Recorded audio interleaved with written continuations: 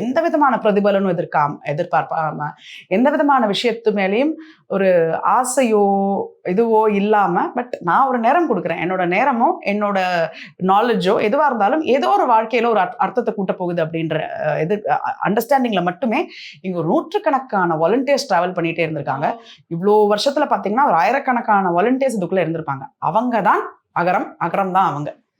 So அப்படிப்பட்ட மனிதர்களுக்கு தான் இன்னைக்குமே நாங்கள் அகரம் மாதிரியான ஒரு விஷயத்தை டெடிகேட் பண்ணோம் அப்படின்னு நினச்சிருக்கோம். ஸோ இன்னைக்கு நம்மளோட இந்த ப்ராசஸை என்னெல்லாம் அகரம் செய்யுது. இப்போ நான் உங்களுக்கு பேசிக்காக நாங்கள் 2006 எப்படி ஆரம்பித்தோம், 2010 விதைன்னு ஒன்று கொண்டு வந்தோம் அப்படின்ற மாதிரியான ஒரு விஷயத்த சொல்லிட்டேன்.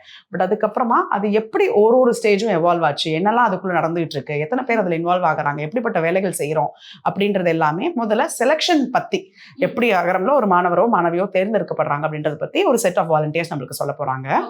அதுக்கு அடுத்து நான் உங்களுக்கு ஏற்கனவே சொன்ன மாதிரி இது வெறும் பொருளாதாரம் மட்டும் இல்லை அங்கே உதவின்றது.